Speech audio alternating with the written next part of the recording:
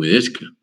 O sea, que no, porque la humedad, ustedes saben que la humedad es un problema para la satisfacción de las personas, para el confort. Entonces ahí no queda otra alternativa que la de los enfriamientos evaporativos indirectos, que indirecto quiere decir que el aire se enfría por un canal seco, no por un canal húmedo.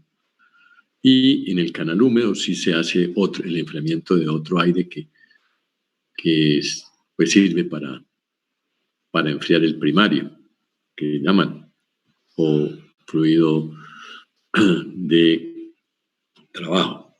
Entonces, dentro de esa perspectiva de que el enfriamiento que se quiere lograr o el que es más más óptimo para los aspectos de confort, está el...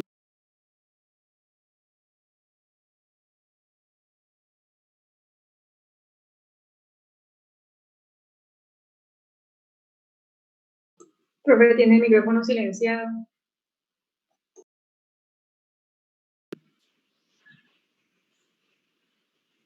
Bueno.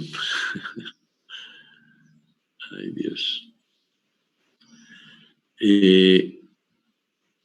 Entonces les estaba comentando que les envié un nuevo requerimiento para hacer el segundo informe del proyecto semestral, ¿sí? En ese segundo informe, pues tiene por objetivo, digamos, precisar un poquito más lo que, digamos, el interés que tenemos de hacer enfriamiento para confort mediante la utilización de un proceso evaporativo, ¿sí? Ustedes presentaron unos informes, un solo grupo, inclusive el artículo que utilizaron pues era un resumen bastante completo de lo que es los avances que se han desarrollado en este método de enfriamiento evaporativo, pues nos llevan a concluir que, digamos, algunos grupos no hicieron lo que más o menos se pedía, que era buscar un método de enfriamiento evaporativo que fuera eficiente. Ahí hay dos palabritas en el tema de enfriamiento evaporativo que deben tener claro ustedes, que es la efectividad, no confundirla con la eficiencia o mejora en el desempeño. La efectividad se mide como la efectividad de los intercambiadores, o sea, qué tanto puedo alcanzar los límites de enfriamiento que me da el sistema. Por ejemplo, en un enfriamiento evaporativo, teóricamente el límite de enfriamiento es la temperatura de bulbo húmedo. ¿Y qué tanto me acerco yo a esa temperatura de bulbo húmedo? Es lo que yo llamo la efectividad del sistema. Por eso yo les preguntaba cómo se mide, ¿sí?, la efectividad de los sistemas de enfriamiento evaporativo. Simplemente es qué tanto logro alcanzar, en qué porcentaje logro alcanzar el máximo cambio de temperatura que puedo lograr. Y otra cosa es la eficiencia, que la eficiencia es, en sistemas de refrigeración se mide como una especie de COP, o sea, COP significa siempre la relación que existe entre el beneficio y lo que me cuesta.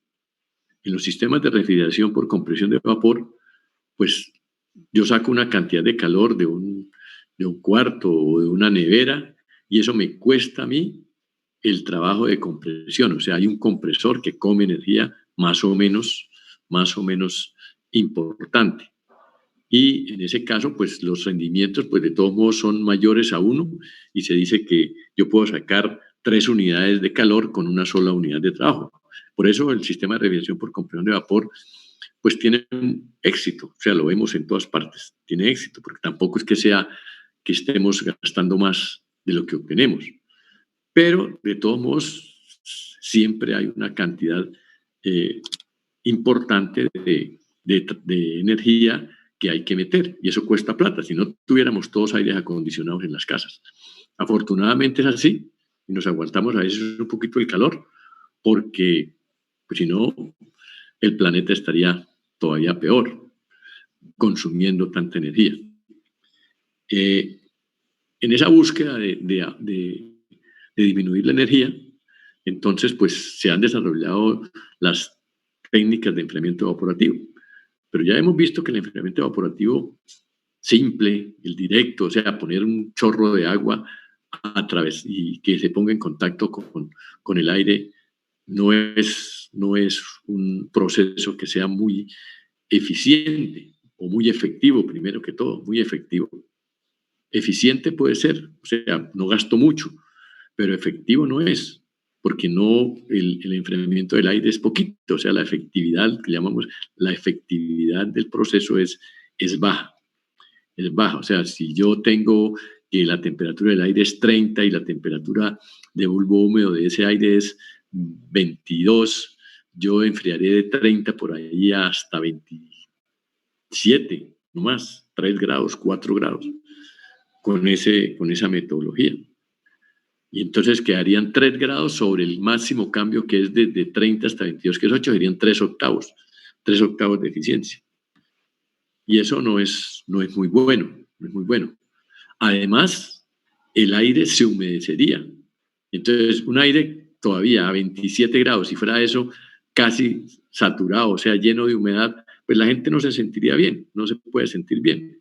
Uno, para que se sienta bien, necesita que tenga pues relativamente baja temperatura, pero también la humedad que le colabore. Porque cuando hay humedad uno se siente mal.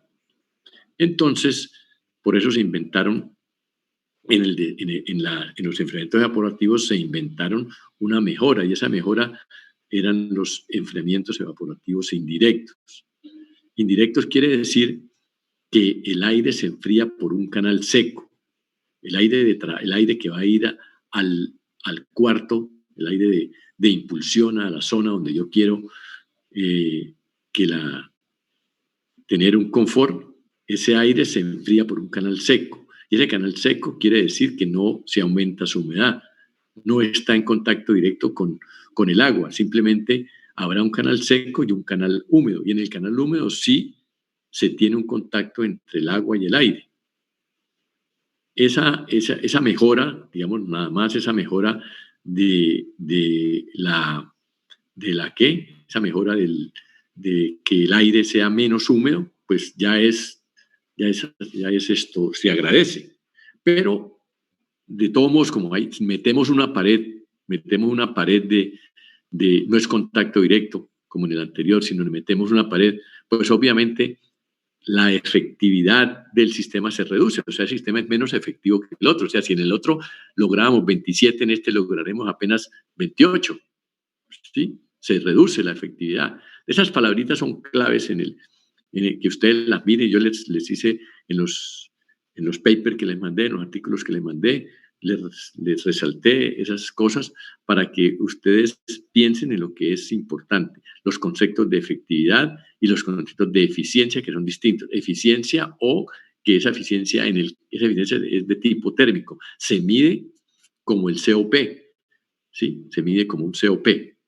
Entonces, o sea, la relación entre el beneficio y el costo, ¿sí?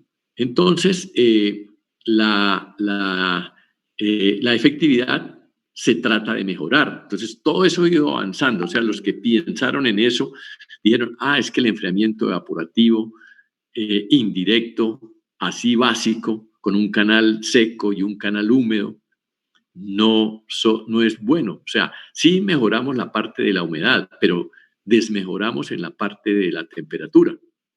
Porque es fácil de entender, hay una pared de por medio, pues eso no va a ser tan bueno como era antes. Entonces se inventaron otro paso adelante para mejorar las cosas, ¿sí? El otro paso adelante, entonces yo les dejo ahí, lean, el otro paso adelante es el que mejora toda esa situación, o sea, trata de que podamos aumentar la efectividad del proceso, o sea, que se mejore inclusive por encima de la efectividad del el enfriamiento directo mediante la utilización de otras estrategias tecnológicas, que es allá donde tenemos que ir, porque nosotros la idea es buscar el sistema más eficiente desde el punto de vista de la efectividad y desde el punto de vista de la eficiencia, que no las confundan. ¿Sí? Vuelvo y repito, efectividad es qué tan frío podemos obtener el aire y eficiencia es cuánta energía nos vamos a gastar, ¿sí? Qué tanta energía nos vamos a gastar. En los sistemas estos, pues la energía es poca porque no tenemos compresión, o sea, como las neveras o como los aires acondicionados, donde tenemos que, para tener el beneficio de tener frío en un local, tenemos que meter un compresor y eso vale plata. Aquí no tenemos que meter un compresor, sino por ahí un ventiladorcito, que los ventiladorcitos no gastan tanta energía. Entonces, eso mejora la eficiencia o el COP o el desempeño, le llaman el performance, en inglés lo llaman el performance del sistema. Entonces, una cosa es la efectividad y otra cosa es la eficiencia. Los investigadores de esta tecnología han ido avanzando en mejorar esas dos cosas. Y para mejorar esas dos cosas, pues han buscado nuevas alternativas. Entonces, el enfriamiento evaporativo indirecto, digamos, básico, de un canal seco y un canal húmedo, lo mejoran por otro sistema adicional, que yo no voy a entrar más en detalle, porque ustedes tienen que leerse bien eso para llegar a esa posibilidad. Y eso tiene también sus problemas. O sea, ahí empieza a caer el árbol ese de donde debían a ustedes haber hecho digamos, un cuadro sinóptico, es decir, enfriamiento evaporativo directo, enfriamiento evaporativo indirecto. El indirecto, hay enfriamiento evaporativo indirecto basado en temperatura de bulbo húmedo, otra basado en temperatura de punto de rocío. De esos hay esto, este y el mejor de todos es este. Entonces yo lo que quiero es que ustedes hagan ese ejercicio, y entonces el primer punto se dice que hacer un análisis comparativo de todos esos casos basados en una serie de criterios que les pongo ahí. Obviamente, yo les pongo unos criterios como efectividad, eficiencia, costo, mantenimiento. De eso no hay mucha experiencia. O sea, nosotros no podemos decir que es que nos están vendiendo en la esquina, pues podemos decir que eso lo podemos encontrar. Simplemente leyendo las experiencias que han hecho los investigadores sobre eso, podemos pues seguir esas conclusiones a que han llegado ellos. Ellos han llegado a decir, o aspectos lógicos.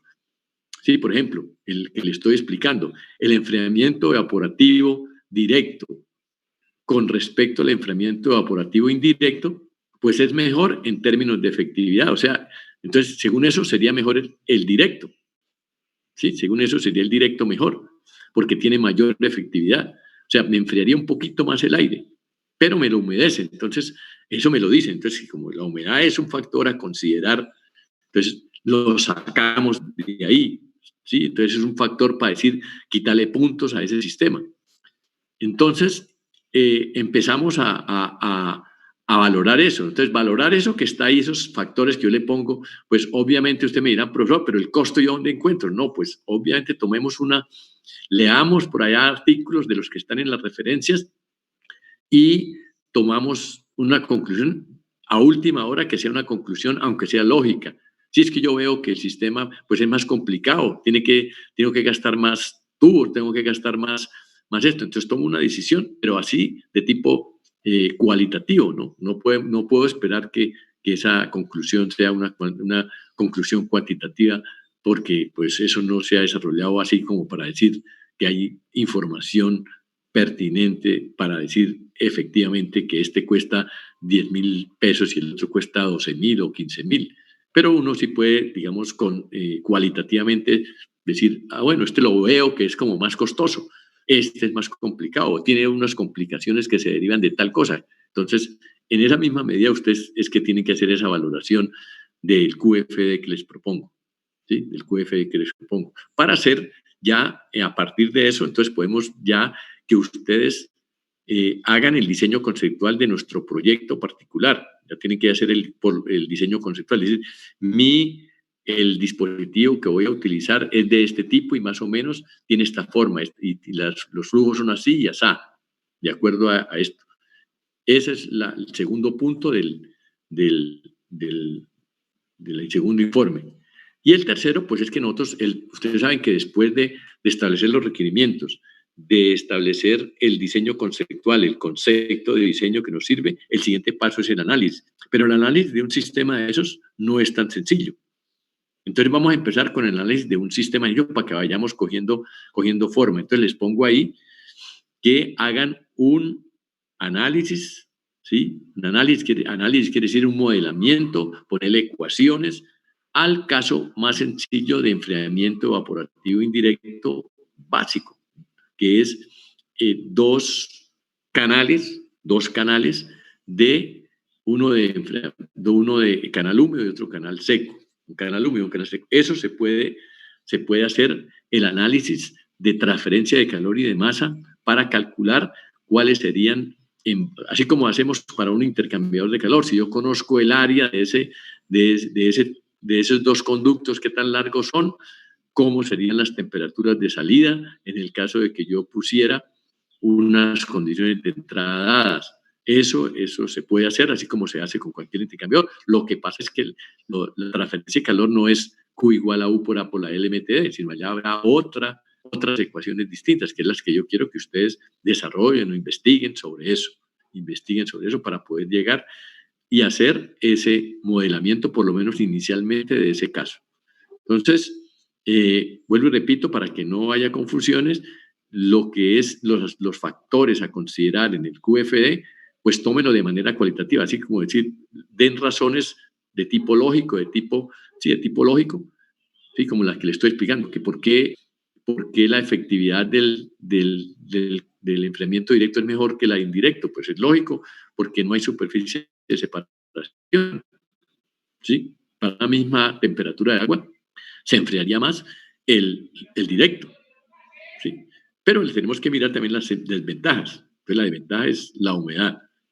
Que luego, que si usted tiene un flujo, ya sabemos los efectos de las direcciones de los fluidos, que si usted pone los fluidos en flujo unidireccional, que si usted los pone en flujo contracorriente, que si usted los pone en flujo cruzado, pues ya sabemos cuál es el mejor, ¿sí? Ya sabemos cuál es el mejor.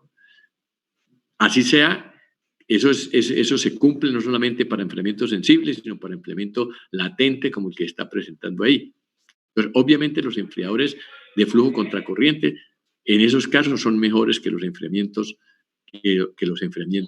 de flujo unidireccional o cruzado, pero tienen otras desventajas, entonces aparece otra desventaja ahí. Entonces eso es lo que hay que mirar, que ustedes lean sobre eso y saquen conclusiones que sean claras. No me vayan a llenar ahí a presentar. Yo no quiero que me presenten 40 hojas de copy-pegue, porque eso no es que vayan concreto a las respuestas, ¿sí? Que sean concisos. Como dice el dermatólogo, vamos al grano. Lo que es sin tanta vuelta y sin tanta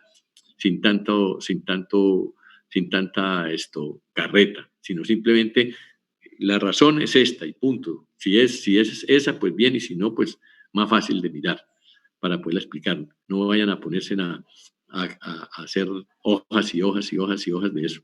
Si no es copy-pegue, es que ustedes lean y saquen conclusiones, aprendan a extraer digamos, la parte importante de lo que están leyendo. ¿Sí? Bueno, ese sería entonces, digamos, una directriz general para que puedan enfrentar el desarrollo de esta segunda entrega. Vamos a ir paso a paso.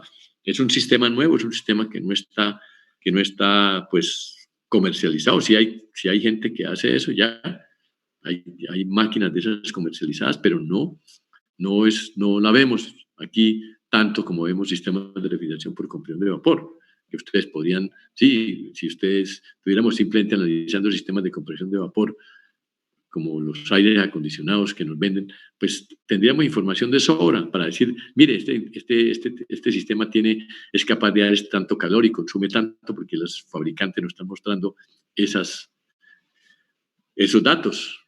Pero de esto no hay mucho, entonces por eso toca ir a todo lo que se ha investigado sobre eso. Entonces vamos a aprender a buscar literatura, a buscar información sobre eso, sobre todo, como dice, esto no lo van a encontrar en libros, en tanto libro, ¿sí? Lo van a encontrar en artículos, ¿sí?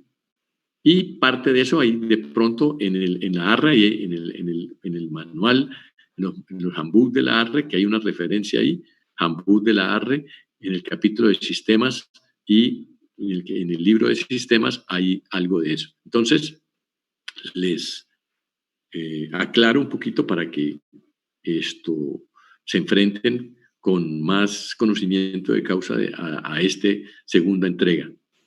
¿Listo? Bueno, entonces, ya con esto dicho, podemos pasar al tema, a continuar con el tema del día, que es, estábamos hablando de de las razones por las cuales tenemos que hacer o analizar el comportamiento transitorio de los sistemas térmicos, ¿sí? Hemos dicho que necesitamos analizar el comportamiento transitorio de los sistemas térmicos.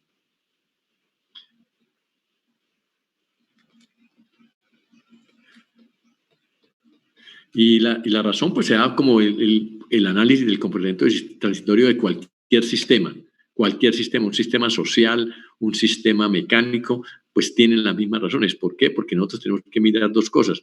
Primero, tenemos que mirar que un comportamiento transitorio siempre se deberá a una perturbación. Por ejemplo, un aire acondicionado, las condiciones del aire acondicionado cambian si el ambiente externo cambia.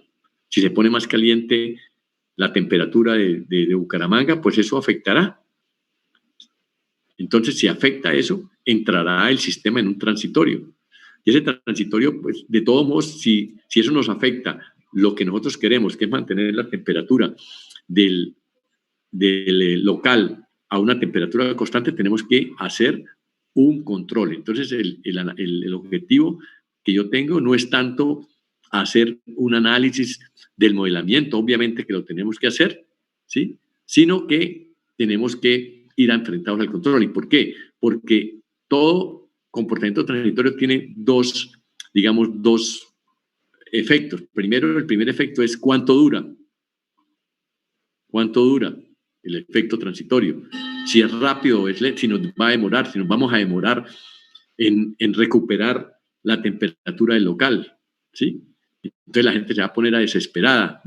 No, vamos a hacerle rápido, porque si no, yo les ponía el ejemplo, no sé, si el avión, un cazabombardero, ¿sí? Que esté volando y de pronto viene un misil y él tiene que desviarse un poquito, pero con la desviación se salió y empezó a darse vueltas. Si se demora en volverse a controlar, 10 milisegundos, ese avión va para el suelo, ¿sí? Entonces ahí el tiempo de reacción tiene que ser muy, muy, muy rápido. Pero para nosotros en sistemas térmicos, pues nos aguantamos un poquito más. No tanto como horas, porque si usted, por ejemplo, está en un cuarto, ¿sí? En un cuarto y de pronto la temperatura empieza a crecer y usted empieza a sentirse mal y empieza a decir, vaya a ver qué pasó con el aire acondicionado.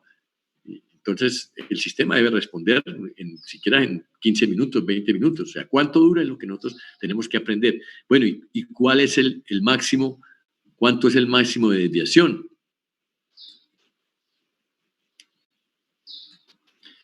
De la variable que nosotros queremos controlar. ¿Sí? Porque nosotros podemos ser que dura mucho, pero se desvía poco. ¿Sí? Digamos algo así. Yo tengo la referencia aquí. De pronto se cambia el sistema cuando cambia la perturbación, el sistema se calienta un poquito y dura, pero poquito, ¿sí? Y dura, y al final ya se establece otra vez lo que yo quería. Hay otros que se comportan, que se varían mucho y de pronto nosotros más temprano, nosotros lo volvemos a llevar al punto de control. Pero esto también puede producir problemas. Entonces, eso es lo que nosotros tenemos que entender. Entonces, para que no pase ni esto, ni que se demore mucho, ni que se desvíe mucho, está el control. ¿Sí? El control es el que me va a permitir a mí que ni pase esto, que ni pase esto. y buscar una respuesta que sea la adecuada. Entonces nosotros, ese es el objetivo principal de lo que estamos haciendo, para volverles a repetir, que aprendamos a mirar cuál es la curva que obtendríamos nosotros para el de la desviación transitoria del sistema térmico, basados en la implementación de un control sobre nuestro sistema. Bueno, entonces decíamos también, bueno, para llegar a ese punto, pues no podemos llegar de una vez a decirle, vamos a coger un aire acondicionado y de una vez vamos a meterle todo, porque sería demasiada información. Vamos a ir paso a paso, o sea, vamos a ir construyendo el conocimiento para poder llegar a hacer eso a partir del análisis de sistemas cada vez más complicados. Entonces yo les decía que sistemas térmicos hay de dos tipos para esos análisis: sistemas térmicos sin cambio de masa, ¿sí? Digamos, el comportamiento transitorio de una plancha, ¿sí? Una plancha, usted la enchufa, ¿sí? Le enchufa la plancha y usted mira a ver cómo es que cambia la temperatura, a ver hasta dónde llega. ¿Sí? Nosotros sabemos que las planchas están diseñadas, si nosotros no les ponemos control, si usted sabe que todas las planchas tienen aquí un botoncito donde usted se lo mueve, que para planchar seda, que para planchar algodón. ¿Por qué hacen eso? Porque la temperatura que alcanzarían, si yo no le pongo ese control, quemaría. Si usted pone seda y la pone en el de algodón, pues la quema, ¿sí? La quema. Entonces hay que ponerle el control. Pero aquí no hay flujo de masa, simplemente lo que hay es un controlador que es inclusive de tipo proporcional, que para los efectos de que nosotros estamos haciendo nos sirve. Ya veremos todos esos problemas que se presentan ahí. Y sistemas con cambio de fase. En ese caso, con flujo de masa, perdón. Con flujo de masa. Con flujo de masa. Entonces, los intercambiadores con flujo de masa, pues existen también dos tipos: sin cambio de fase. Hay un flujo, pero el flujo no cambia de fase. O hay flujo de masa con cambio de fase. Con cambio de fase sería el control, digamos, de un evaporador, condensador. Sí, aquí condensadores, evaporadores. Aquí sería calentadores, por ejemplo. Un intercambiador común y corriente, un calentador de agua, donde no cambia el agua de fase. Entonces, llegar, por ejemplo, a esto, a hacer el modelo de este sistema y meterle control, pues no es que no podamos, si arrancamos de ya, podríamos llegar, pero no tenemos, o sea, nos tocaría muchos conceptos, muchas cosas, y no vale la pena que nosotros pasemos, nos saltemos pasos, y es mejor afianzar los conceptos, y entonces empezamos por el más fácil. Vamos a empezar con el más fácil, que es el sistema sin cambio de fase. Entonces, ya si hacemos análisis del comportamiento transitorio o modelamiento, que es lo mismo, transitorio de sistemas sin flujo másico o sin flujo de masa, o sea, de masa constante, ¿sí? Entonces hablamos de un cuerpo cualquiera, digamos un pedazo de hierro que lo metemos en un horno, ¿sí? Un pedazo de hierro de una masa M que la metemos en un horno de una temperatura mayor para que se caliente, para que ese horno le meta calor, ¿sí? O una plancha, por ejemplo, que la ponemos en un ambiente, la plancha queremos que se caliente, esta es la plancha. La plancha tiene calor generado interno, que es el calor generado producido por la electricidad, es la que la calienta, pero en ese caso, el flujo de calor será al contrario, ¿sí? Ella botará calor al ambiente porque el ambiente estará más frío. Cualquiera de los dos casos analíticamente es el mismo, ¿sí? No pasa nada. Entonces yo prefiero, para efectos de la parte matemática, decir que el ambiente está más caliente que la masa y que está generando. ¿Sí? Podríamos hacer lo mismo si tenemos lo contrario. La ventaja de esto es que no hay flujo de masa. Entonces, si no hay flujo de masa, no tenemos que hacer ecuación de conservación de la masa, solamente tenemos que hacer ecuación de conservación de la energía.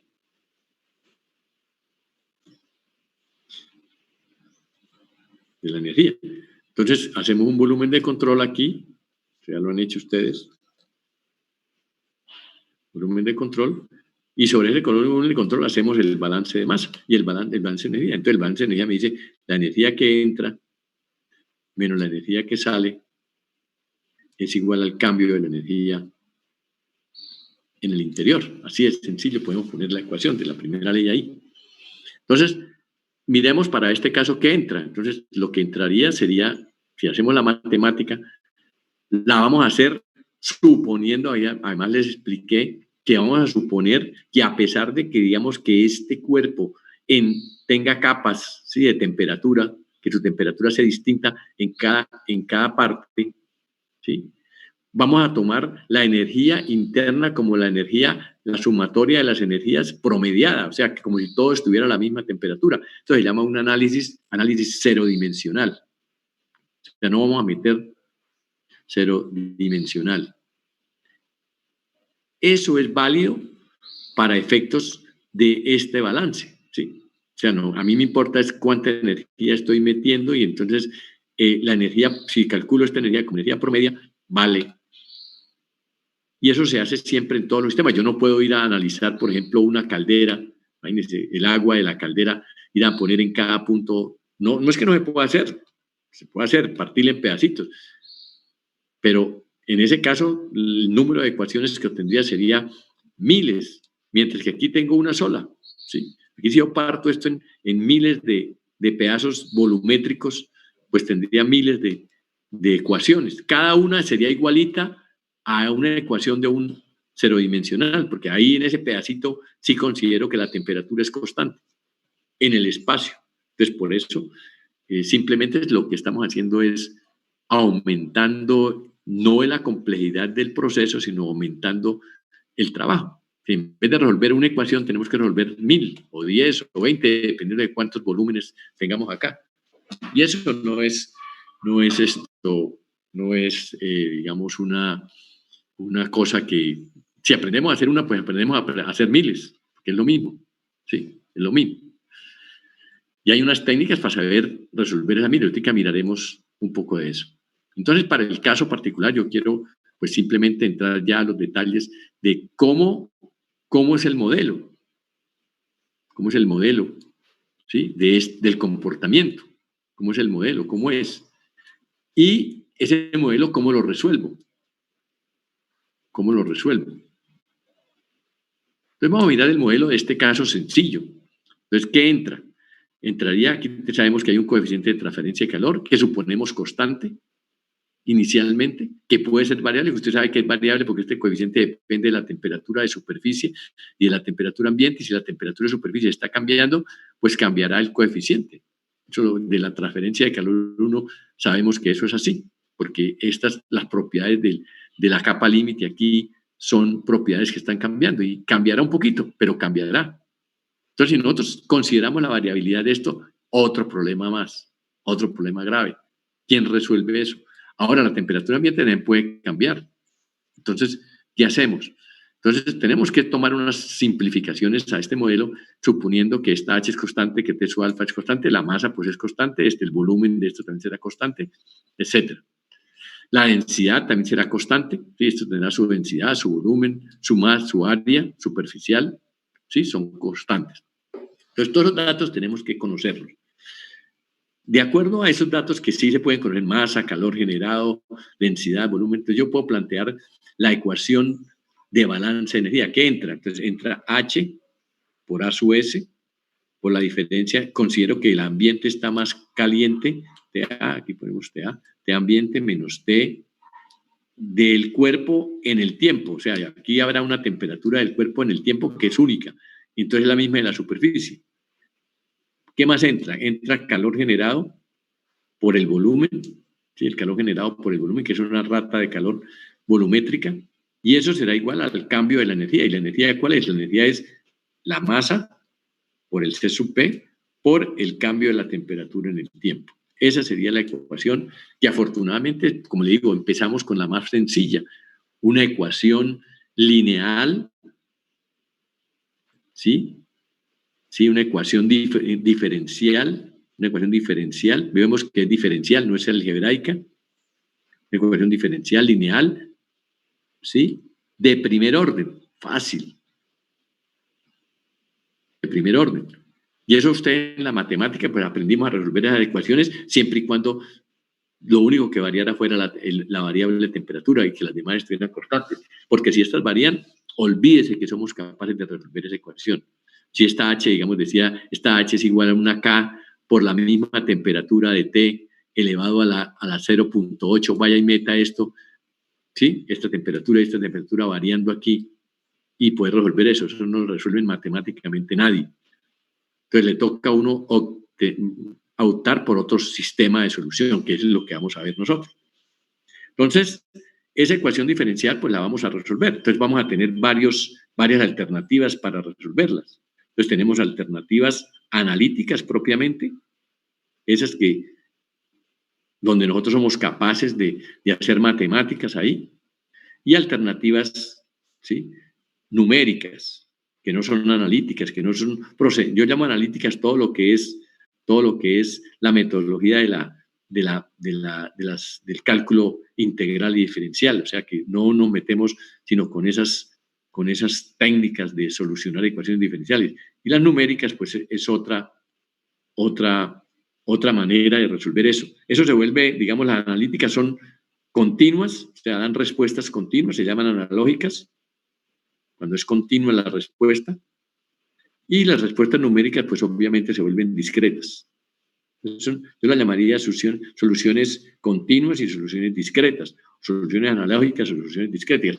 Ambas son exactamente lo mismo, porque las analógicas se basan en el concepto de derivada, y la derivada no es más que un método discreto también, pero llevado al límite. ¿Usted sabe qué es una derivada? La derivada de t con respecto a t se define como límite cuando delta t tiende a cero del cambio de temperatura, de la temperatura del dt cuando dt tiende a cero. Eso es una discretización, pero una discretización llevada al límite. Es lo mismo, o sea, las analíticas son discretas, pero llevadas al límite, mientras que estas son discretas. Entonces yo digo, no, yo no quiero llevar este de t al límite, simplemente voy a ponerlo que no sea 0.000001 segundo, vaya el infinito de tiempo, sino que sea un segundo. Sí, el delta es un segundo. Entonces yo miro cada segundo que está pasando. En cambio aquí estaría mirando cada millonésima de segundo qué es lo que está pasando. Eso es lo que es la diferencia entre una solución analítica analógica y una solución discreta. Ambas son numéricas para mí, ambas son discretas. Simplemente que esta es discreta llevada al límite. Bueno, entonces, con nosotros podemos empezar con las soluciones analíticas, ¿sí? Pues, seguimos. Si tenemos la ecuación diferencial, entonces vamos a decir que la ecuación diferencial se vuelve H a su S, pasamos a dividir el MS sub P por T sub A menos T de T, más Q generado por B sobre MS sub P es igual a dt de T. Y esto es primer paso que debemos hacer en toda solución de una ecuación diferencial con el objetivo de resolverla. Es primer paso, despejar la derivada de mayor orden de nuestro sistema. Porque, como les digo, esta es una ecuación lineal de primer orden.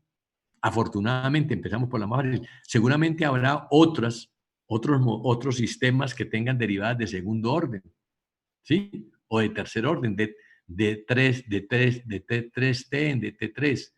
Bueno, cuando es de tercer orden, pues tenemos que despejar la derivada de mayor orden. Esa es la manera de hacerlo analítica, ¿no?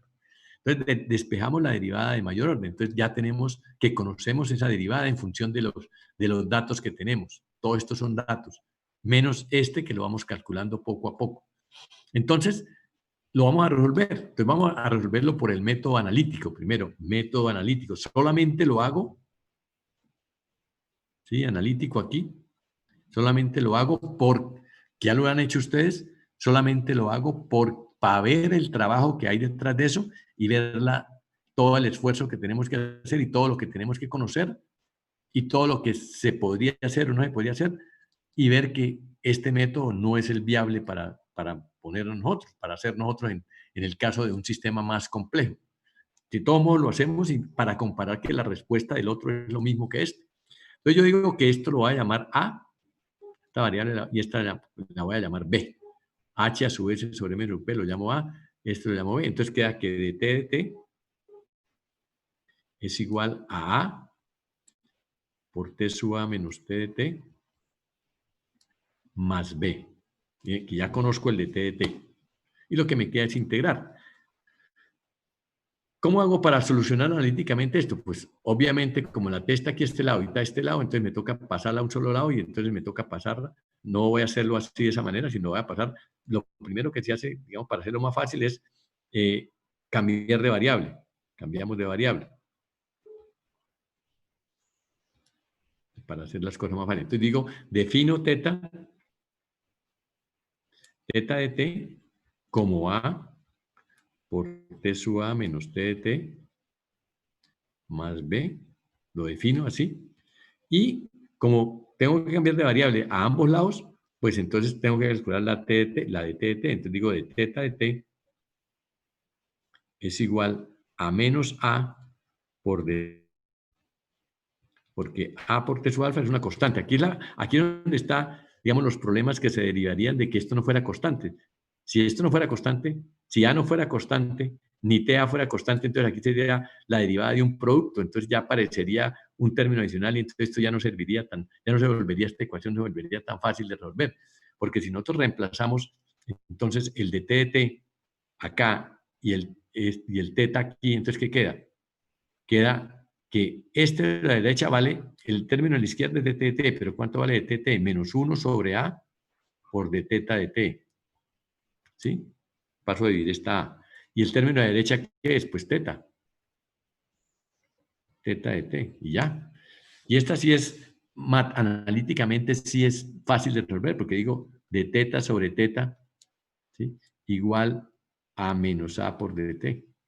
Esto lo paso a dividir y todo este denominador lo paso a multiplicar. Y ya entonces aplico todos mis conocimientos científicos de la matemática para decir, si yo integro entre la condición inicial donde empieza el proceso hasta una condición al cabo del tiempo t, será la integral desde 0 hasta t. Entonces, ahí puedo encontrar cuánto valdría el teta de t.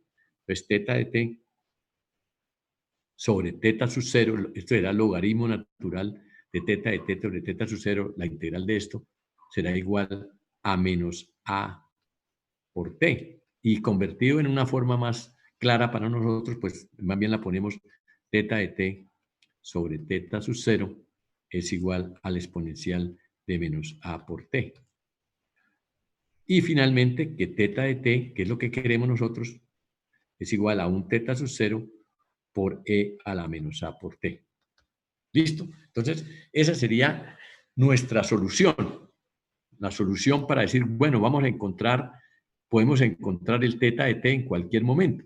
Pues voy a poner la fórmula aquí, ya llegamos a esa conclusión. Teta de t es igual a teta sub 0 multiplicado por e a la menos a por t. Es una solución analógica continua. ¿Sí? Y lo único que tengo que hacer yo es, si yo quiero calcular en cualquier instante de tiempo, pues la calculo. La calculo. Simplemente digo, t vale tanto, reemplazo. ¿Y teta de t cuánto vale? Pues sabemos que vale a por t sub a menos t de t más b, ¿sí? Igual a teta sub 0, que teta sub 0 vale a por t sub a menos t en el tiempo 0 más b por e a la menos a por t. Y esto es lo que vamos entonces a solucionar. Entonces vamos a aprender a entender esto, porque esto es complicado, o sea, ponerme a calcular eso cada vez, sí, esto a mano. Para eso están los computadores, para que nos calculen esto y nos calculen en todo instante que yo quiera cuánto vale t, cuánto vale la teta de t, cuánto vale la t de t. Entonces fíjense que la t de t la puedo despejar de aquí, yo puedo pasar esta a dividir, ¿sí? Entonces, en vez de ponerla así, digo t de t, sería despejando aquí, sería t de a, ¿sí? T de a menos teta sub 0 dividido por a, ¿sí? Teta sub 0, este a lo paso a dividir. Esto aquí de la derecha es teta sub 0, todo esto es teta sub 0 por e a la menos a t. Entonces digo, esta a menos B, perdón, teta sub 0 menos por E a la menos A por T, menos B que pasa a restar, este B lo paso a restar aquí, y luego lo divido por A, ¿sí? Entonces me queda esta, esta es la forma explícita de la T de T. T de T en cualquier momento será la temperatura ambiente menos teta sub 0 por E a la menos A por T menos B sobre A. Y si nosotros reemplazamos, ya tenemos la TT en el momento que nosotros queramos. Pero, como le digo, esto es calcular, calcúlemela cada vez y hágame una curva de la temperatura TT contra T en cualquier instante. Pues eso es cansón. Entonces, por eso necesitamos la ayuda de un programa. Y entonces aquí viene la otra, el otro objetivo que tengo, la otro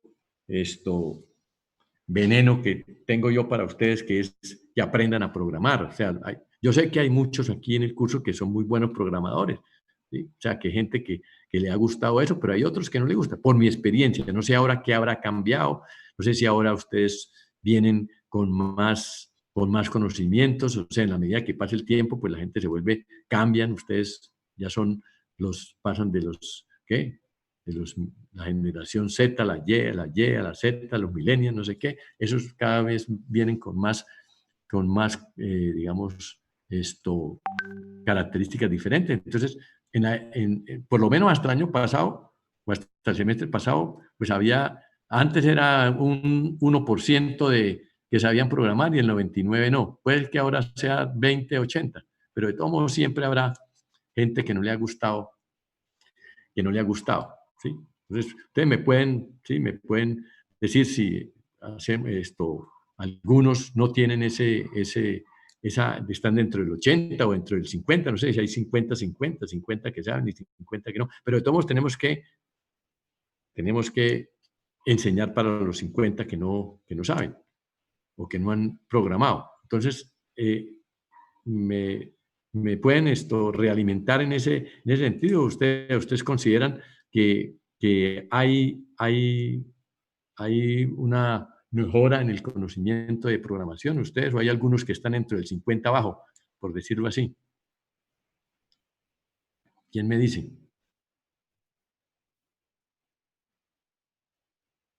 Sí,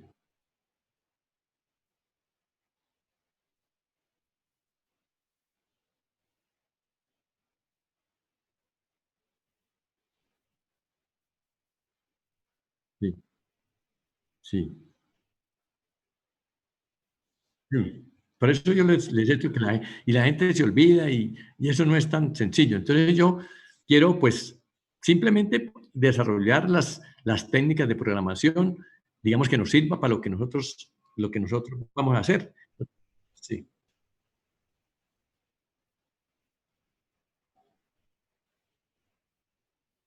exacto.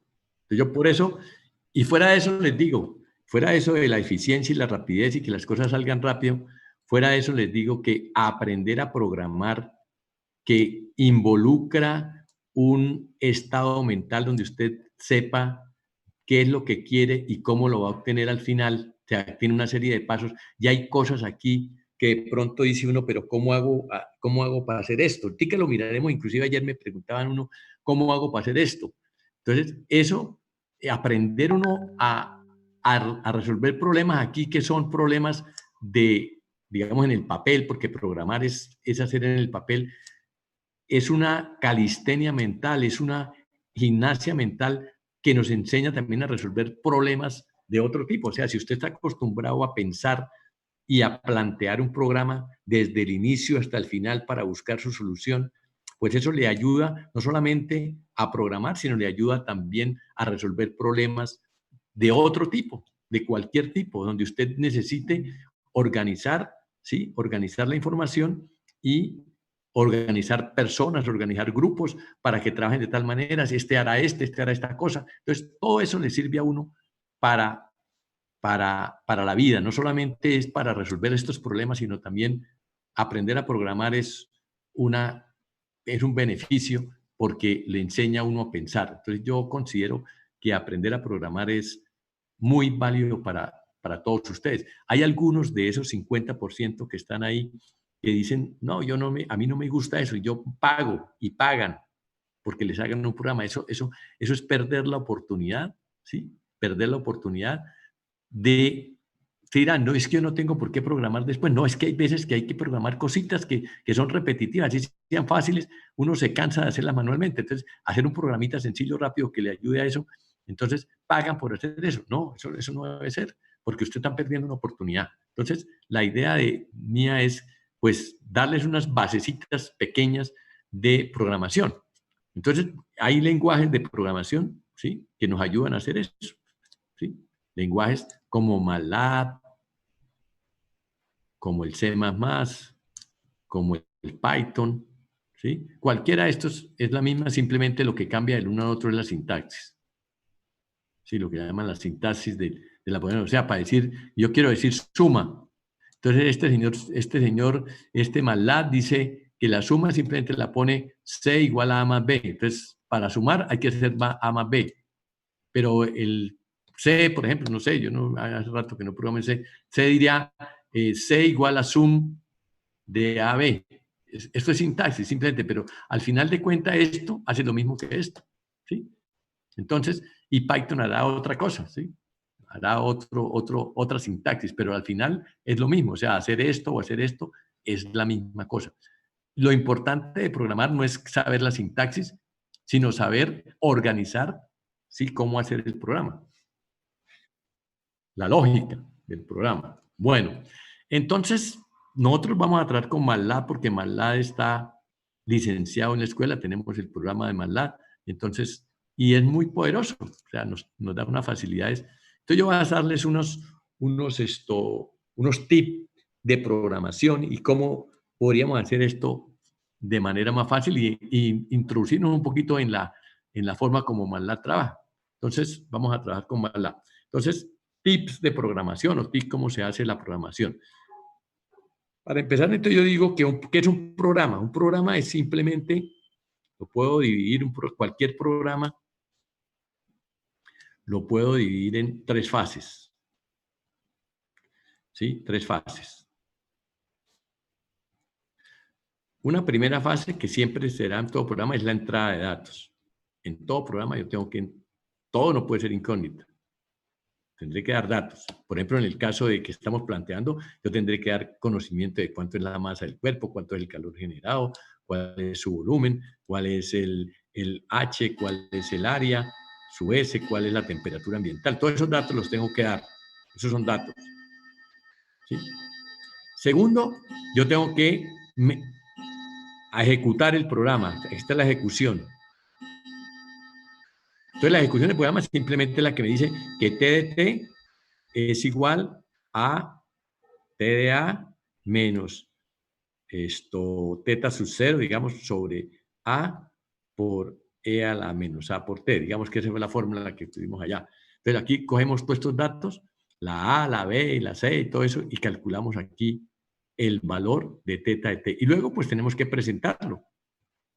¿Sí? Tenemos que presentar esos datos. Digamos, una curva, T contratiempo o T en un número, aquí aparece un número, T vale 250 grados. Entonces siempre será entrada, ejecución y salidas.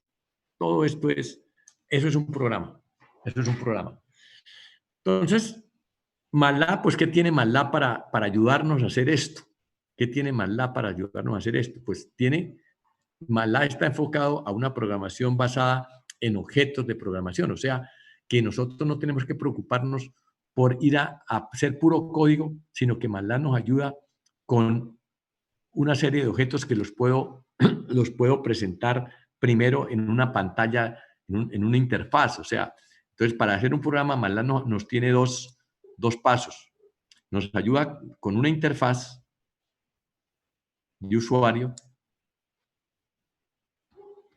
y detrás de esa interfaz de usuario, pues está lo que verdaderamente está el programa, la lógica del programa y todo lo que es las ecuaciones, lo que es propiamente el programa. La interfaz de usuario, entonces él hace un archivo para eso, un archivo. Ese archivo tiene un nombre, el nombre que quiera usted, y tiene un apellido, ¿sí? Apellido FIC. Todas las interfaces de usuarios tienen, donde está guardado esa interfaz, se llama .fi.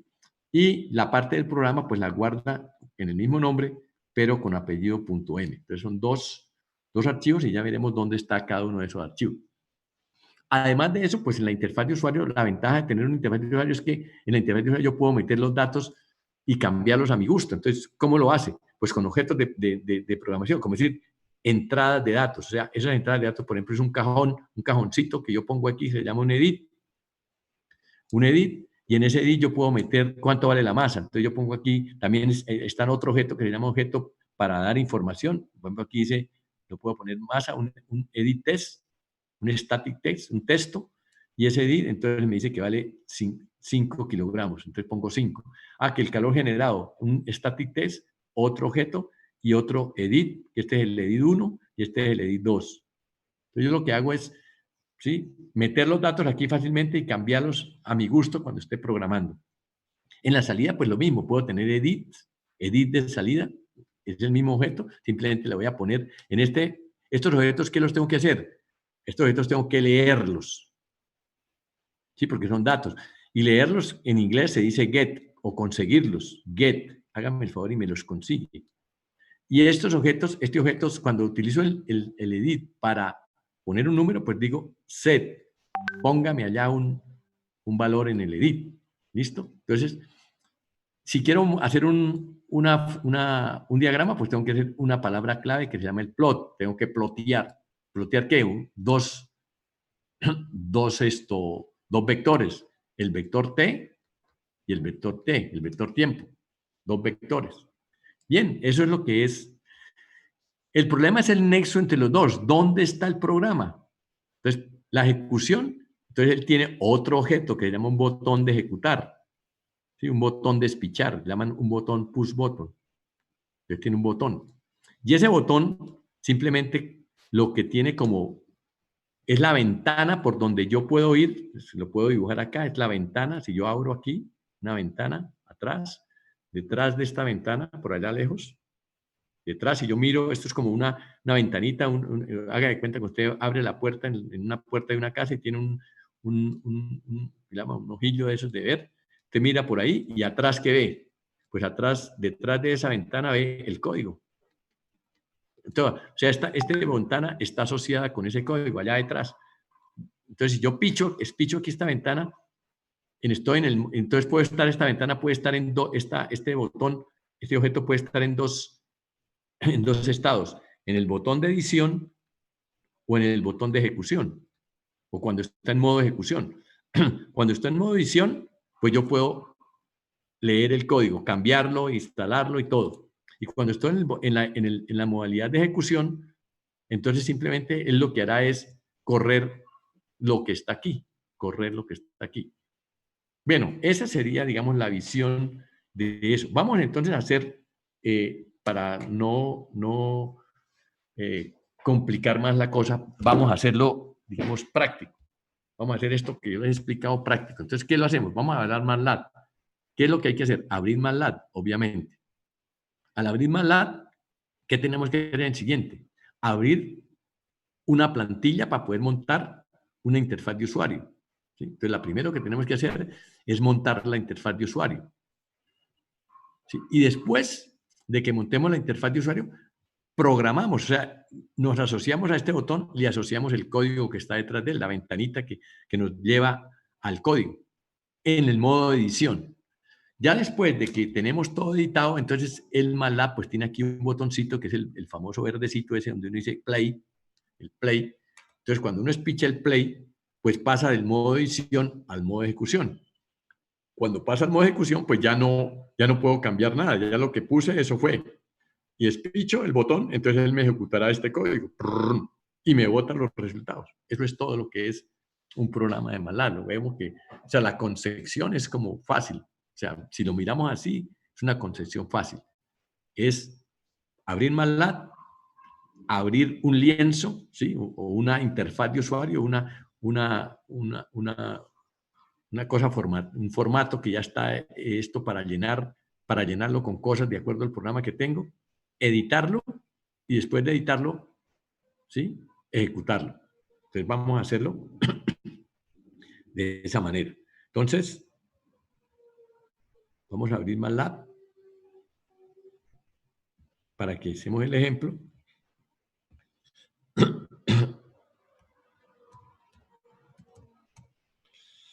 Entonces, abrimos MATLAB.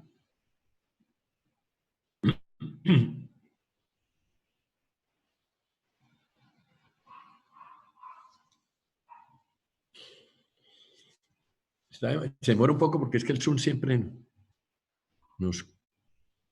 Este no es que sea tan malo el computador, pero con el Zoom ese siempre se... Tiene que hacer muchas operaciones, entonces se demora más. Si tuviéramos directo, no se demoraría tanto. Bueno, entonces el MATLAB nos aparece el ambiente de trabajo de MATLAB. Sí, el ambiente de trabajo de MATLAB, que está formado por una serie de ventanas que ustedes ven ahí. Una serie de ventanas que... Voy a parar esto para acá. Una serie de ventanas que se llama el layout. Aquí están las opciones que se llaman el layout del este. Esas ventanas, ese layout de ventanas, pues me dice que en la ventana hay una ventana donde puedo observar la carpeta donde estoy, el folder donde estoy. Otra ventanita aquí, subventanita, me dice una cosa que se llama el workspace. Después aprenderemos qué es eso. Otra ventana me dice el editor, dónde estoy, dónde voy a escribir. Otra ventana se llama el ventana de comandos, ¿sí? Y la parte de arriba que son, ¿sí? Donde tengo las diferentes opciones, guardar, crear uno nuevo, que es lo mismo que cualquier programa. Ustedes, todo esto lo manejamos nosotros. O sea, no es sino mirar ahí, ya saben. Entonces, ¿qué tenemos que hacer? Pues lo que tengo que hacer cuando abro MATLAB, o sea, yo podría cambiar el layout, ¿no? Es decir, yo quiero solamente el Command Windows solo. ¿Sí? Aquí, Command Windows solo. Aquí. De todos modos, no me hizo caso y dejó Command Windows abajo y dejó todavía el otro. No sé por qué. O el default, que es el que tiene todo. ¿Sí? Que tenga todas las ventanas para mirar aquí, mirar allá. ¿Qué es lo que tengo que hacer? Pues abrir un archivo nuevo. Yo digo, crear un nuevo documento. Ese documento se llama una aplicación. Entonces digo, llamo guide. Guide es porque lo primero que tengo que hacer es la interfaz de usuario, el guide, esa pantalla donde voy a meter mis cosas. ¿Sí? Entonces digo guide. Y cuando digo guide, pues él me dice si lo quiero nuevo o quiero uno antiguo. Entonces yo digo, no, yo quiero uno nuevo. Pues vamos a empezar con uno nuevo. Entonces aparece esto. Aparece eso, que es donde yo voy a trabajar. ¿Y qué es trabajar? Pues ahí es donde tengo que meter yo las entradas, el botón, el desarrollo del programa y las salidas. Entonces yo, por ejemplo, entradas. Entonces digo, pongo edit 1, edit 2, traigo, arrastro cosas aquí. ¿Para qué? Porque yo tengo que meter aquí cosas, datos. Tengo que meter datos. Tengo que meter la masa, el coeficiente de transferencia de calor, tengo que meter el este.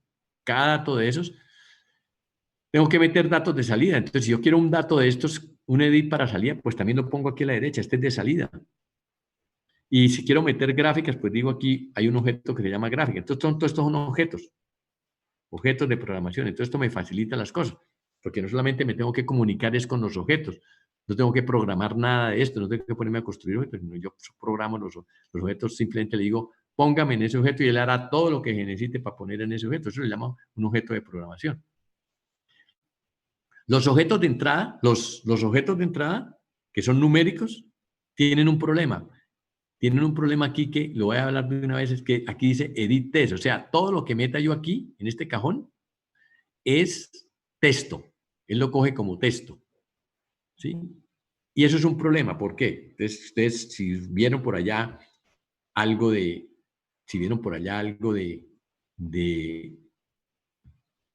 vieron algo de programación pues en el segundo semestre, ustedes recordarán que los computadores, ¿cómo trabajan? Los computadores trabajan solamente con ceros y unos. ¿Esto qué pasó? Los computadores trabajan solamente con ceros y unos. ¿Sí? Con ceros y unos. ¿sí? Y en esos cajones, en esos bits que llaman, ¿sí? Combinados, este número, pues esto puede representar o una letra o un carácter, no letra, un carácter en general, porque los caracteres son las letras, digamos la A, la B mayúscula, inclusive la arroba, el asterisco, todo eso, todos son caracteres, ¿sí? Entonces, él tiene que aprender a representar caracteres con unos y ceros, pero también tiene que aprender a representar números. Y los números, pues pueden ser, los números, pues hay veces que son fáciles de trabajar, que son los enteros. Los enteros, pues simplemente necesito muy pocos cajones para representar un número entero. Pero para representar un número real, pues ahí sí necesito muchos cajones, porque un número real puede ser 9.81, 47, 32, 57, no sé qué, infinitos números. Entonces, si yo quiero precisión para hacer los cálculos, necesito poner un número real con una precisión alta. Entonces, hay números de precisión doble, de precisión sencilla, de todos modos reales. En la medida que yo me complique con los números, pues tendré que gastar más cajoncitos de estos.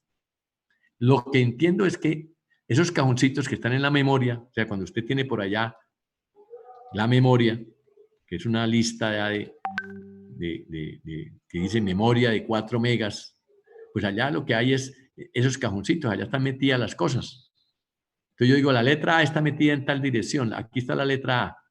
Entonces él viene cuando el programa quiere, él dice, vaya, busque la letra A en la dirección tal y va y me la trae. Y él trae 10101 tal.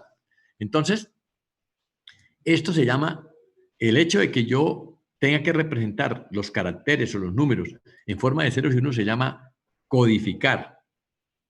¿Sí? Entonces estoy codificando. Y la codificación, pues de los caracteres, tiene que haber un estándar, ¿sí? Un estándar para codificar, para que todos los computadores, ¿qué tal que el computador que usted comprara la letra A fuera 010101 y el computador del otro fuera 1011, ¿sí? Otro código. Entonces, cuando usted le dijera la A, él leía esto y no, mostraba era otra cosa. Entonces, tiene que haber un estándar. Ese estándar lo llaman el código ASCII, por ejemplo. El código ASCII lo toman todos, ¿sí? Lo toman todos estos de programación para decir que la letra A siempre será 101 tal, número 41, que la arroba es el al 64, el número, el 0101. Y los números, pues serán enteros y reales. Entonces, el problema que les iba a aplicar a raíz de esto es que cuando yo pongo en el edit, pongo 20, pues este 20 no lo va a tomar. Si yo pusiera 41 o 64, que ustedes entienden eso, más claro para ustedes. El 64 es el arroba, ¿sí? Creo. Entonces, si usted pone en este cajón, pone 64 como número, él cuando usted le diga, trabájeme ese 64, él dice, ay, pero esto es una arroba, ¿sí? Porque lo estoy tomando como texto. Entonces, para que no pase eso, cuando yo leo esto, lo capturo, entonces tengo que convertirlo de texto a número. Y eso se hace con una instrucción, o sea, de la sintaxis de MATLAB. Lo único que yo no voy a explicar más que eso porque es lo que más tiene que utilizar. Entonces, para volver texto a número, entonces dice, los textos son strings. Los textos en la palabra es un string, una sarta de caracteres. Entonces, para volver texto string hay una palabra mágica ya que dice string, str, tú, entonces ponen un 2, tu doble, quiere decir doble de doble precisión, un real de doble precisión. Esta es la instrucción para convertir, siempre que yo coja este número, tengo que convertirlo de string a real. Entonces, es una de las cosas que tenemos problemáticas del MATLAB, que siempre tendremos que hacer esa conversión, porque él lo que lee en todos esos cajones son texto, strings, no números. Y tenemos que convertirlo en números. Después de que lo convirtamos en número, ya sí podemos multiplicar el 64 por lo que queramos. Entonces, eso quería explicarles, porque aquí dice edit text, o sea, es un texto lo que está aquí. Es un texto.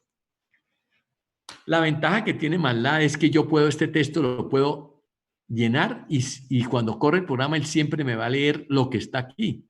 Entonces yo, ¿cómo hago para leer lo que está aquí? ¿Cómo hago para designar qué contiene esto, cuál es el contenido de esto. Pues simplemente que tengo que buscar las propiedades de este cajoncito, de este objeto. ¿Cuáles son las propiedades de este objeto? Pues pueden ser muchas. ¿Qué hay por dentro? El número que está por dentro o la letra que está por dentro. ¿Cuál es el tamaño? ¿Sí? Eso es otra propiedad. ¿Sí? Porque yo puedo tener cajones más grandes o más pequeños. ¿Sí? Mire que este cajón es más, este ya es distinto del anterior, simplemente por su tamaño. Otra cosa puede ser su posición, dónde está parado. Otra característica de este cajón es que de qué color es el fondo, de qué color es la letra, yo la puedo cambiar. Entonces, todas esas propiedades, pues no vamos a ponernos a jugar con eso porque eso no tiene sentido jugar con eso. A nosotros nos interesa por ahora, independiente del tamaño, si lo hace pequeño, si lo hace grande, si le pone color rojo, si le pone color azul, si a la letra le pone otro color, que lo puede hacer.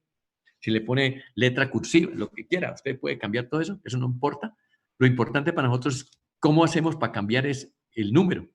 Entonces, simplemente este cajón tendrá todas las propiedades, tendrá su posición, tendrá sus anchos, su alto, tendrá el color, todo eso, y todas esas propiedades se llama cajón de propiedades o propiedades del objeto. Esas propiedades del objeto simplemente ¿cómo las acceso? Pues simplemente me voy y me paro con el cursor encima de él y botón izquierdo 2 veces, botón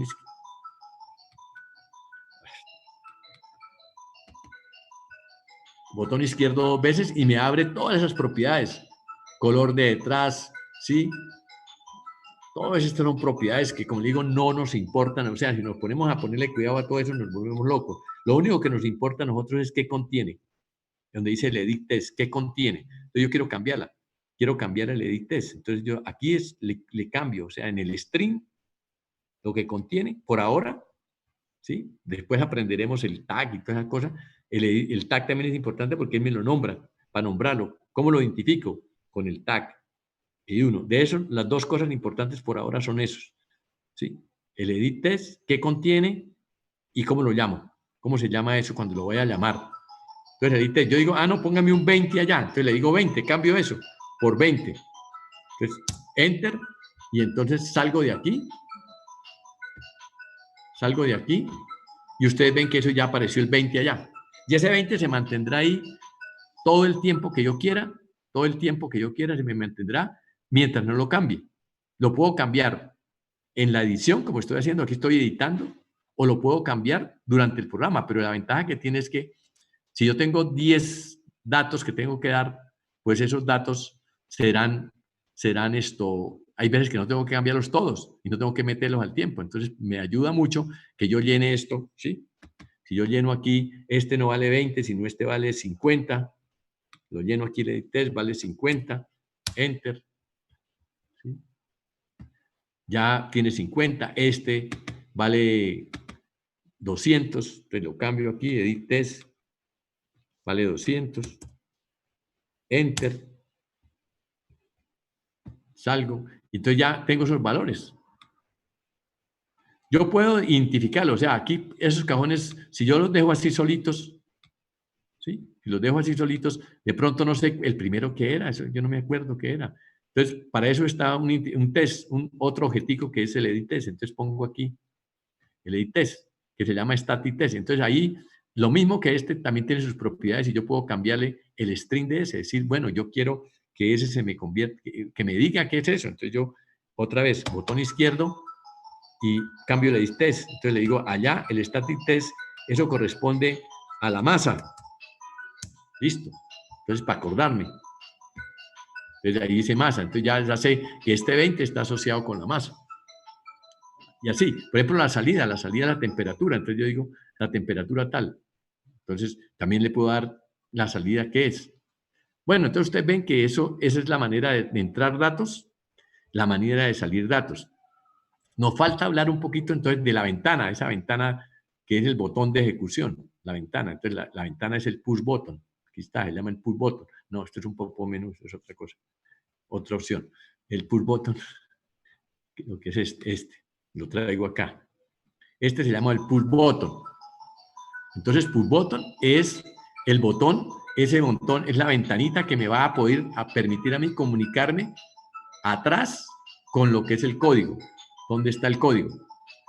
Entonces, con ese push button, yo voy a poder editarlo, o puedo en el modo de edición, o lo puedo en el modo de ejecución. Cuando yo corra aquí, fíjate aquí el play, fíjate que ese botón push button ya no me sirve para editar, porque me sirve para ejecutar, ¿sí?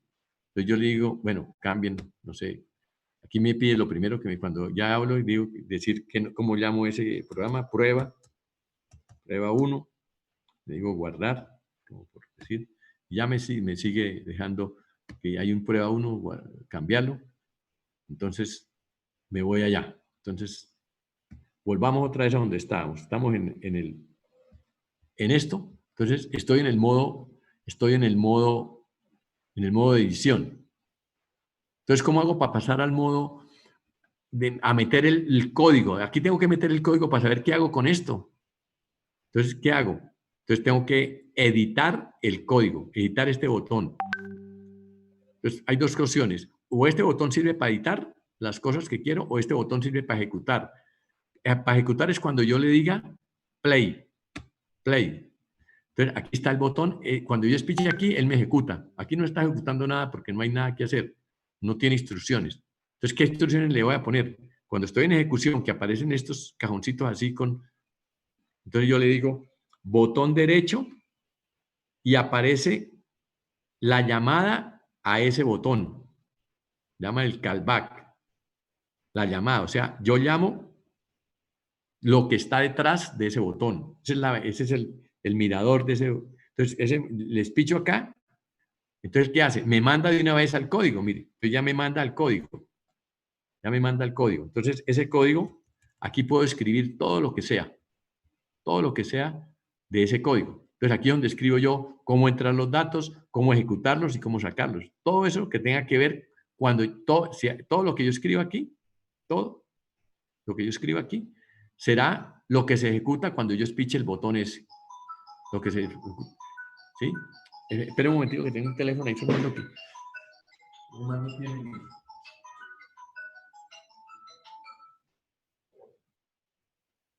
Estoy en clase, madre, después hablo.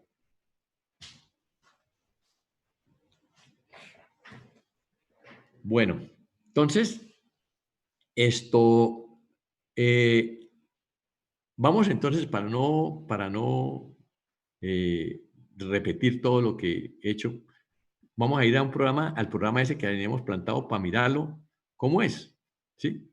¿Cómo sería ese programa que hemos querido hacer, ¿sí? En esta forma, en la programación. Entonces, vamos a ir a abrir nuevamente un programa, New, aplicación, guide. Acuérdate que llegar aquí al guide lo podemos hacer por esta manera, New, aplicación, guide. Pero si usted quiere hacerlo directamente, puede hacerlo aquí desde la ventana de comandos. En la ventana de comandos puede decir guide, de una vez, para irse directo, guide. Y entonces de una vez lo pasa aquí, entonces es mejor que hacer toda esa vuelta.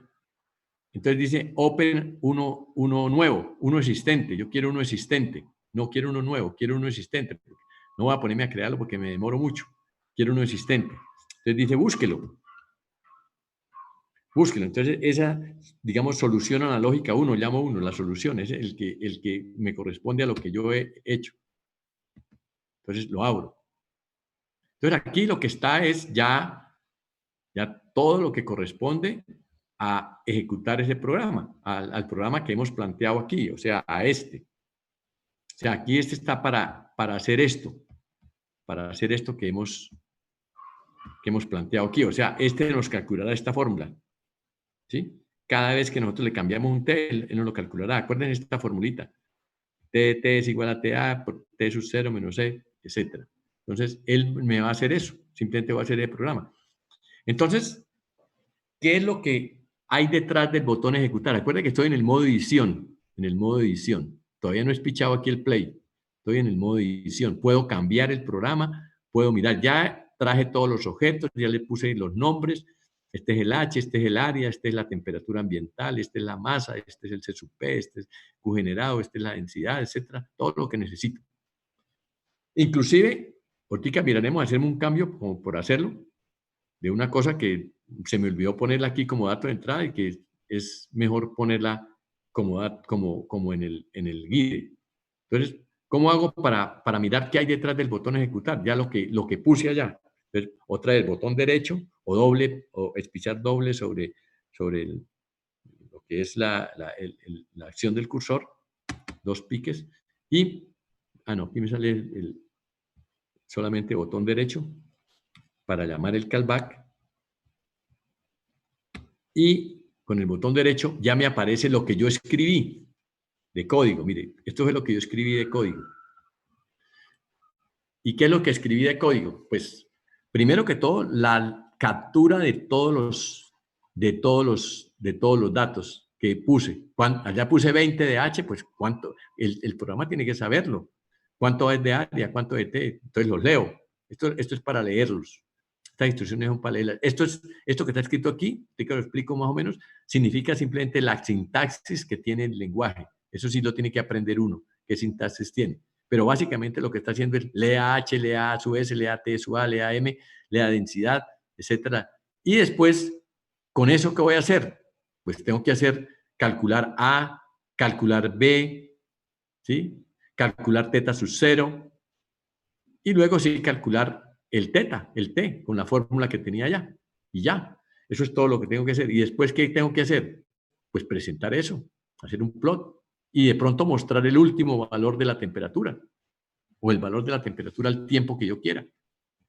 Entonces, vamos a aprovechar que este programa pues tiene un pequeño errorcito, una cosa que yo puse, que el T sub 0 lo estoy dando aquí en el código. ¿Por qué no es bueno dar, dar un dato que es constante en el código?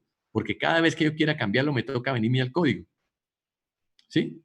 Cada vez me toca venirme al código. Entonces yo voy a decir, no, mejor lo voy a meter aquí. T sub 0 lo voy a meter aquí, ¿sí? En los datos de entrada, en vez de ponerlo como T sub 0 aquí. Entonces lo voy a quitar. No lo voy a dar ahí. T sub 0 no lo voy a dar ahí. Lo quito. Lo quité. Lo voy a quitar. Suprima. Listo. Ya no tengo T sub 0. Si yo le digo corra ese programa, no me va a correr, porque él me va a decir, ¿sí? Ya le quité eso, le digo córralo, porque eso va a pasar al modo de ejecución. Y le digo corra, ejecutar. Entonces él rebotó, allá se rebotó porque dijo, allá hay un error, aquí aparecen líneas rojas en la ventana de comandos, no mostró nada. ¿Por qué? Porque el T sub 0 no lo conoce. No lo conoce. Entonces, es que me falta conocer el T sub 0. Entonces, T sub 0, ¿cómo lo conozco? Entonces me voy al edit, a la simulación, y le anexo otro edit. Te digo otro edit. ¿Sí? Y este edit lo voy a llamar T sub 0. ¿Sí? Entonces utilizo el texto para decir que esto representa el T sub 0. Entonces, pico botón izquierdo y eso se llama, en el static test lo voy a llamar T sub 0. Listo. Enter y ya quedó identificado. Y ahora tengo que darle el nombre, cuánto vale. Entonces también voy al edit test, aquí abajo, y le digo, vale 20. Yo quiero que valga 20 por defecto. Eso es por default. Pero lo puedo cambiar en la ejecución. Entonces ya vale 20. Entonces ya, pero me falta, ¿qué me falta? Ya hice la mitad. ¿Qué me faltaría para que el programa corra? Si yo lo corro ahorita así, entonces vuelve otra vez y si le digo ejecute, no hace nada. Pitó y no hizo nada. ¿Por qué? Porque, ¿qué le falta? ¿Qué falta? ¿Nombrarlo? ¿Cómo? ¿Nombrarlo en la programación? ¿Cómo se nombrarlo? ¿Cómo se llama eso? ¿Cómo se llama eso? O sea, ¿qué falta? ¿Qué falta hacer? Falta leerlo. El programa tiene que conocerlo. Cuando yo espiche el botón ejecutar, él tiene que recorrer esto y decir y leer todos estos datos. Mire que eso fue lo que hice allá. ¿Sí? Mire. Yo leí el H, leí el A, leí el T, leí el M, leí el C sub P, leí la densidad, pero no he leído el T sub 0. Y el T sub 0 aquí lo estoy utilizando, pero no lo he leído, no lo conozco. El programa no lo conoce. Entonces tengo que decir cuánto vale el T sub 0, este T sub 0. Entonces tengo que asignarlo. Entonces tengo que decir T sub 0 es igual, voy a hacer una copia aquí de esto porque simplemente repetir esto. Control C. Control B. Entonces, en vez de densidad, pues es el T sub 0. Ahora lo estoy leyendo, ahora sí lo voy a conocer. ¿Sí? T sub 0. String doble get handle EDI7. No es EDI7. ¿Por qué? Porque en el cajón 7 es la densidad. Entonces voy a mirar en qué cajón está. ¿Cómo se llama ese cajón? Entonces miro aquí y me voy al tag de este. Entonces, ¿cuál es el tag de este? Los 20. Ah, ese se llama el EDI9. ¿Sí? Donde está ese cajón se llama el EDI9. Ah, entonces ya lo conozco. EDI9, ya sé que se llama EDI9. Entonces, en el código tengo que decir que ese se llama EDI9. Entonces, para que me lo capture lo que está en el cajón 9, no en el cajón 7. Entonces, aquí simplemente cambio por EDI9. Profe, una pregunta. Sí, señor. Bueno, eso es básicamente lo mismo que hicimos con el IDES. Primero se hace el código y luego se... Sí, exacto. Ok. Sí, más o menos la estructura de programación es siempre la misma. Yo siempre tengo pues esa lógica de decir, un programa tiene 3 partes: leer, ejecutar y mostrar. Eso no tiene más vuelta de hoja. Y aquí entonces, la ventaja que tiene esto pues es que esto tiene, digamos, el IES, por ejemplo, tiene no tiene tantas funciones como las que tenemos aquí, ¿sí? No tiene la funcionalidad a uno le toca ya uno mismo pedalear uno con los vectores. Y aquí no tiene que pedalear tanto como lo vamos a ver aquí. Allá tiene que decir duplicate, repita, y la única opción que tiene es el duplicate, no tiene el repeat, ni el while, ni el for, sino simplemente el duplicate, que es el for, y fuera de eso le toca decirle a uno cuando hace eso, le toca asignar los valores de construir los vectores. Aquí ni siquiera eso tiene que hacer uno. Entonces, hay veces que sirve. El MATLAB tiene esa ventaja de que tiene, y sobre todo, pues no lo estoy, porque el IES nos podría reemplazar de todos modos esto, pero el MATLAB está emparentado con lo que nosotros queremos ir, porque nosotros no vamos a resolver. Yo voy para allá es para mostrarles que esto, pues sí, esto se puede hacer, pero la solución de esto, cuando los casos son más complicados, es mejor no hacerla por aquí. O sea, solucionarla matemáticamente no es válido. Toca solucionarla discreta. Y para solucionar discreta, para eso está el Simulink, una programación gráfica. Entonces, no, yo estoy llevando el camino para ir hasta la verdadera herramienta que vamos a utilizar. ¿Sí? La verdadera herramienta. Entonces, volvemos a nuestro cuento de nuestro programa. Entonces, ¿qué es lo que hace? Leemos, ya leímos el T sub 0. ¿Cuál es la ventaja de poner T sub 0 aquí y no poner T sub 0 igual a 200 aquí en el código? Lo que le decía, si yo quiero cambiar el T sub 0 durante un programa, tendría que ir a este código cada vez a editar, y eso es muy cansón. Y sin embargo, cuando lo pongo aquí, yo lo puedo cambiar en la ejecución. Entonces, ¿qué hago? Ya tengo todos los datos. Calculo A, calculo B, calculo teta sub 0, porque teta sub 0 es, en la condición inicial, es A por T sub A menos T sub 0 más B. Ya lo conozco. Y luego, mire que el manejo de los vectores aquí es muy sencillo. Digo, construyame un vector de tiempos de 0 cada segundo hasta 200. Construyame. Con esta instrucción él ya hace el tiempo 0, el tiempo 1, el tiempo 2, el tiempo 3. Y luego, calcúleme cada vez que usted tenga un tiempo de estos, con la formulita que tengo, que teta sub 0 ya lo conozco, y A lo conozco de aquí arriba, y B lo conozco de aquí arriba, y calcúleme el T. Y con ese T, ya, calcúleme cada vez que repase por aquí, para cada T, para cada tiempo, calcúleme una T. Entonces, ¿qué pasa? Y al final tenemos dos vectores, el vector de tiempos y el vector de tiempos y el vector de temperaturas. ¿Cómo variaron?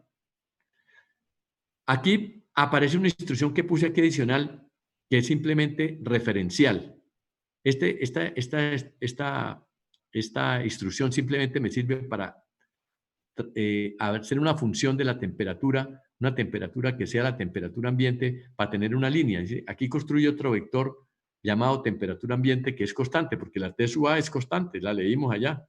La T sub A es de las que están leídas aquí, mire. Lo que valga aquí, eso no se ha cambiado, es la T sub A. Entonces, construyo una temperatura ambiente. ¿Para qué? Pues para tener una línea que me muestre la referencia de la temperatura ambiente en concordancia o para compararla con la temperatura que coge el sistema. Eso nos sirve para analizar. Entonces, ¿luego qué hago? Ya hice, todo esto es el código, todo esto fue lo que se debe hacer. Esto es lo que hace la máquina de moler. Y luego simplemente la salida. Entonces, ¿ahora qué hago? Plotieme. Plotieme quiere decir, dibújeme un diagrama XY de temperatura contra tiempo. Y además, plotieme sobre el mismo el tiempo, otra vez, contra la temperatura ambiente, que es constante. Y muéstreme la temperatura, cuánto varía la temperatura al tiempo 200, al final. O puedo decir en un periodo intermedio. Entonces, vamos a mirar. Ya después de que tengo esto, supuestamente este es mi programa. Este es mi programa. ¿Sí? Este es mi programa. Voy a aprovechar de una vez para enseñar, digamos, unas técnicas, digamos, de depuración de errores.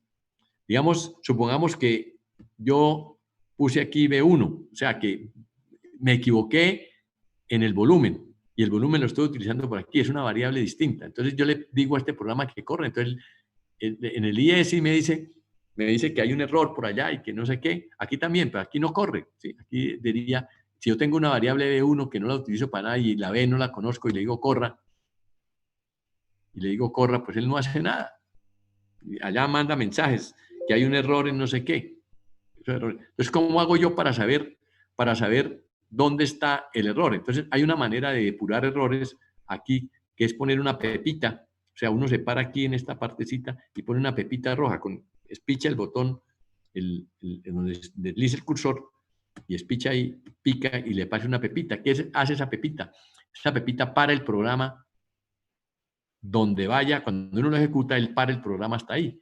Si el programa va bien hasta ahí, pues uno sabe que los errores no están antes de ahí.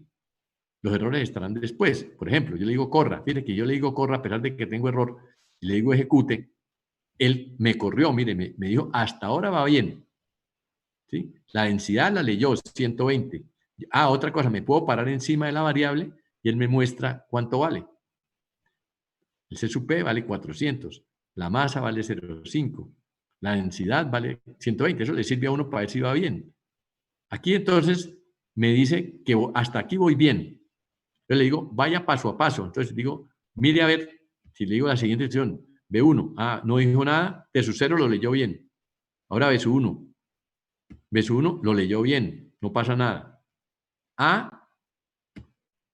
Sí. No, porque usted quiere hacer la depuración de a poquito. Para que siga corriendo, sí. Pero yo lo estoy corriendo paso a paso. Espéreme y usted verá qué es lo que pretendo yo. O sea, yo quiero paso a paso para lo siguiente. Entonces, ya corrí un paso. Yo sé que hasta aquí va bien el programa, que todo lo que estoy haciendo está bien. Pero ¿qué pasa si yo sigo haciendo paso a paso, el step? Mire. Entonces le digo, hasta aquí va bien. Espiché el step, bien. Espiché el step, bien. Calculó la A. Pero ahora, fíjese que ahora en el B se va a rebotar. ¿Por qué? Porque yo le digo, calcula el B. Él dice, mire, ya no hizo nada. ¿Por qué? Porque es que B no lo conoce. ¿Sí? Entonces, como no conoce B, él de una vez se salió. Dice aquí en la línea tal, aquí si usted lee en la parte de abajo en lo rojo, dice en la línea tal está el error.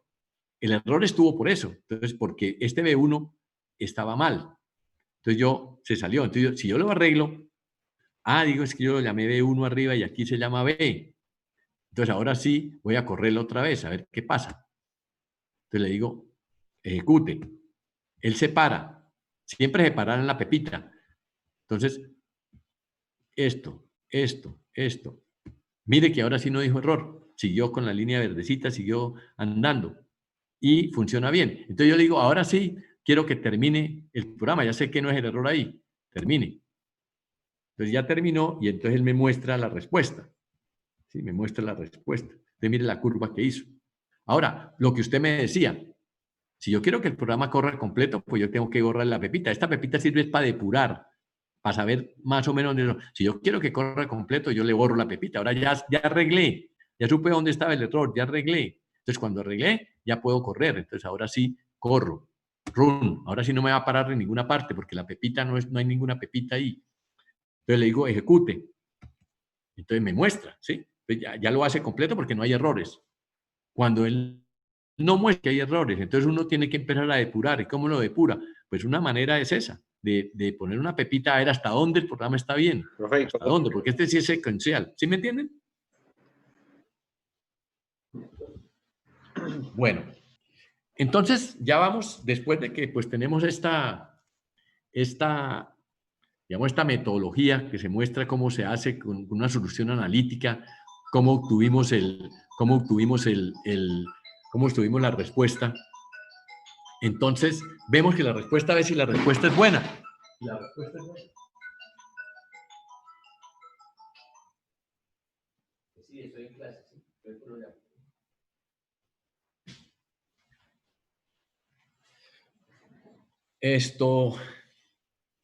Entonces, vamos a ver si la respuesta es buena. Entonces, mire que la respuesta más o menos tiene sentido, porque aquí, en el caso de que tuviéramos un cuerpo que tiene calor generado, la estabilidad de la temperatura tiene que estar por encima de la temperatura ambiente. Él tiene que calentarse más encima de la temperatura ambiente. Si él no tuviera generación, si solamente fuera intercambio con el ambiente, ¿a dónde se estabilizaría?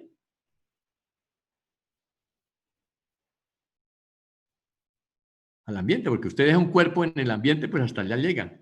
Pues mire. Profe, qué pena, ¿me permite una pregunta? Sí, ¿qué pasó ahí? ¿Cómo es que uno entra ahí después, lo primero de todo que uno le da en un nuevo archivo, por así decirlo, cómo es que uno comienza a definir, mejor dicho, en dónde le da uno para definir las constantes y eso así con los cuadritos de texto? A ver, no, pues, usted lo que tiene es que hay dos formas de este guía. Uno en la forma, aquí está en la forma de ¿qué? En la forma de ejecución. Cuando yo espicho el play. Y cuando está en esta forma que tiene estas rayitas y todo, entonces está en forma de edición. Aquí es donde yo puedo, ¿sí? Traer cosas. Ahí, ¿cómo fue que abrimos esa ventana, por así decirlo?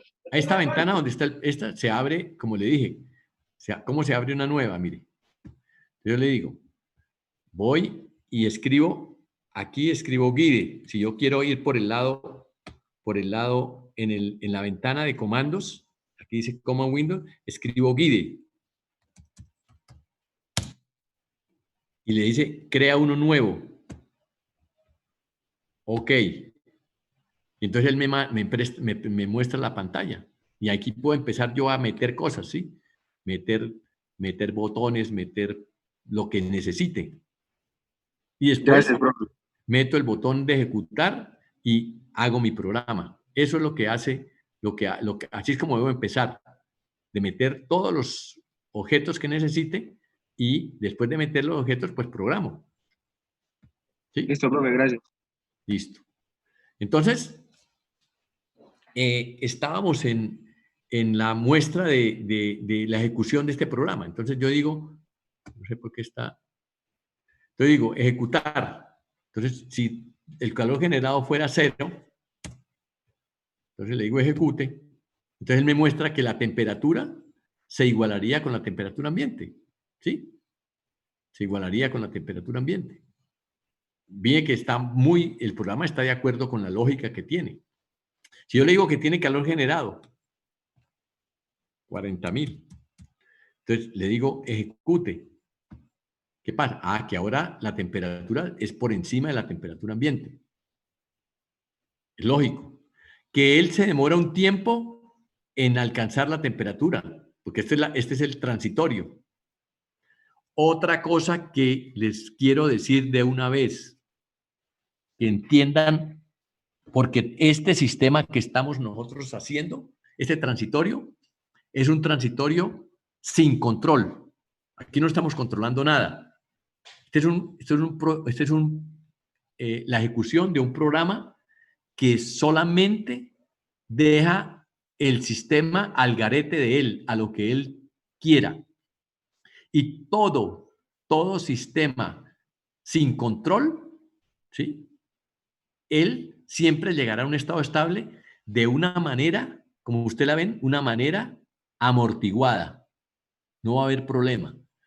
Sí, sí, en sistemas de primer orden. Sistemas de primer orden, que son más o menos los sistemas térmicos. Puede pasar que aquí haya un problema. Si yo le pongo que el calor generado no son 40.000, sino 400.000, digamos que usted tiene un calor generado, ¿qué pasaría? Fíjese que entonces ya la temperatura, uno la quiere que llegue a 100 y entonces estaría muy, muy lejos de 200. Entonces se podría quemar. O yo pongo 4 millones. Sí, vamos que allá hay un flujo de calor generado muy alto. Entonces mire que llega a 1000 grados, entonces se puede dañar. Yo no quiero que llegue a 1000, yo quiero que llegue apenas a 200. Entonces ahí es donde tiene que entrar el control. Los sistemas solos siempre se estabilizan, pero se estabilizan al gusto de él, lo que ellos digan. Para este caso, ¿sí? Si yo le pongo 4 millones de vatios por metro cúbico de calor generado, él sí se estabiliza, pero se estabiliza como en 900 y pico de grados. Y 900 y pico de grados se me daña. Entonces, yo o podría bajarle a esto o podría controlarlo, que es lo que vamos a hacer más adelante. Entonces digo, con 40.000 no se me sube tanto. ¿Sí? Con 40.000 no se me sube tanto. Mire que solamente se sube un poquito, 110 grados por ahí. 108 grados punto 33, que lo puse aquí. ¿Sí? Esta tiene una respuesta adecuada. ¿Sí? Vemos que la respuesta... Otra manera de ver que si la respuesta es adecuada, ¿cuál sería? ¿Qué pasaría si la masa es menos, más pequeña? ¿Qué pasaría con el transitorio de este sistema? Así por lógica. Mucho más rápido, lógico. Entonces miren ustedes que aquí se estabilizaría y bajaría la temperatura y tendríamos un tiempo de estabilización más rápido, que eso es lo que nosotros pensamos. ¿Cómo es el tiempo? Y si le pongo una masa más grande, pues se demoraría más. Mire, se demora más. ¿Sí? Entonces, eso vemos que el programa está, pues, adecuado con la situación. Si tengo una temperatura ambiente más alta, 200, ¿a dónde irá a parar el sistema? Pues más arriba de 200, mire. Mire, él se estabiliza más arriba de 200.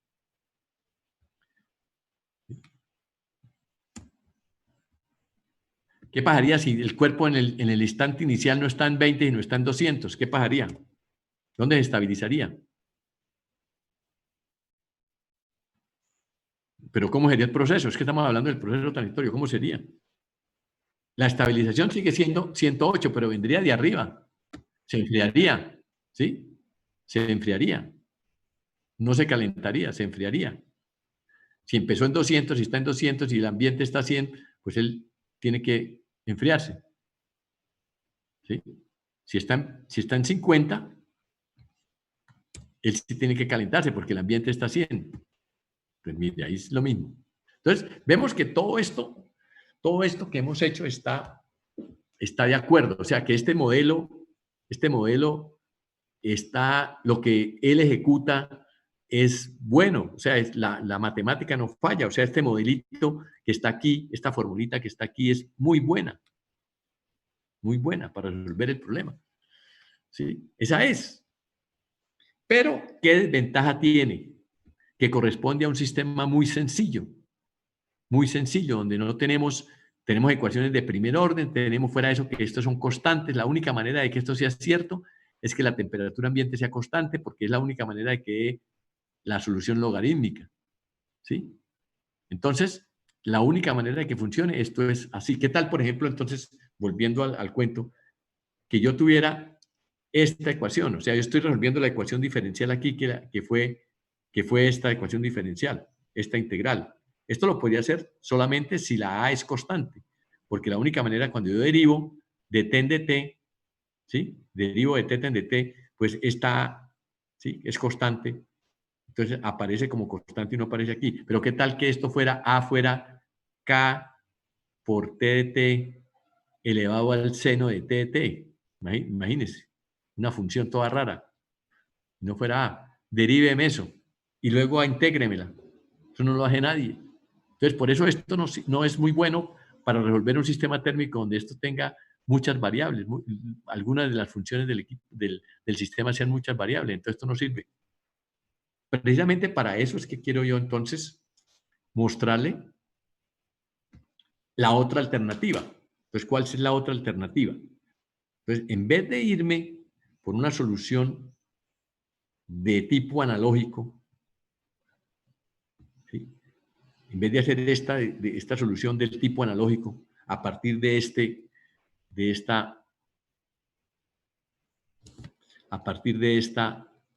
ecuación, que esta es la ecuación de base, en vez de hacer eso, entonces lo que voy a hacer es, no, voy a cambiar por una solución distinta, una solución parecida a la anterior, pero no llevándola al límite, ¿sí? O sea, no aplicar el concepto de derivada para poder integrar el concepto de integral y derivada, sino convertir esta derivada en una derivada discreta, ¿sí? Entonces, una diferencia finita.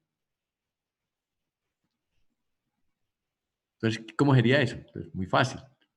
Si yo parto de ahí, de esa ecuación, de que dt de t es igual a A por t sub a menos t de t más b.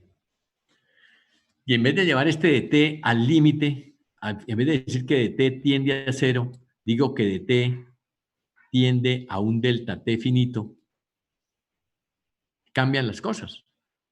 Simplemente es que ahora estoy aproximándome. Entonces, en vez de decir que esto es 0.000000001 para allá, esto vale un segundo. Ya, lo vuelvo finito. Entonces, ¿qué me queda? Que en el segundo, ¿qué va a pasar? Que si la curva de temperaturas que ustedes vieron allá, que la respuesta era más o menos así, entonces voy a tener que yo calculo la temperatura en este tiempo, T, pero la próxima vez que calcule la temperatura va a ser en un tiempo T más delta T. O sea, un segundo más tarde. Me voy a perder un poco de información, obvio, pero puedo calcular, aplicando la regla de la derivada de este de t, puedo decir que este de t, ¿a qué es igual? A la temperatura en este tiempo t, ¿sí? La temperatura en el tiempo t más delta t, cumplen con la pendiente. Entonces digo que este de t de t es aproximadamente igual a t en el tiempo t más delta t menos la temperatura en el tiempo t sobre ese delta t, aproximado. Entonces ya no convierto, ya esta ecuación no se me convierte en una ecuación que es diferencial, sino que se me convierte en una ecuación algebraica, porque aquí lo que tengo es números, ya no tengo derivadas, tengo números. Entonces ya tendré, por ejemplo, esta temperatura vale 51 grados, esta valía 50, entonces 50 menos 51, 51 menos 50 sobre un segundo, me tiene que dar esto. Entonces se me vuelven números. Ahora, la pregunta es que yo el 51 no lo conozco, es al revés. Conozco t en el tiempo t más delta t, menos el tiempo t, que vale 50, sobre delta t, que vale un segundo, es igual a A, que la conozco. T de A, que la conozco, que vale 100 grados. T de T, que lo conozco, valía 50. Tengo la temperatura, ahora calculo la temperatura basado en el conocimiento de la temperatura donde voy. 50, que es la temperatura en el tiempo T, que es esta misma. Más B, que lo conozco. Entonces, ¿qué tengo? Pues una ecuación con un incógnito. Voy a calcular la temperatura, voy calculando la temperatura en el tiempo siguiente basado en el conocimiento del anterior. Entonces voy así, voy así, voy así. Siempre calcularé la temperatura siguiente en función de la anterior,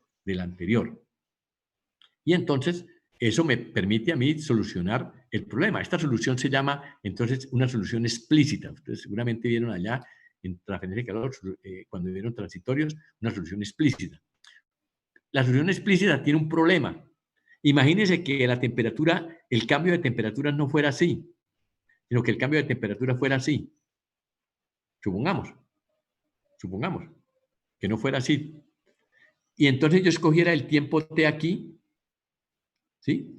Y el tiempo t lo escogiera el tiempo t más delta t aquí, ¿sí?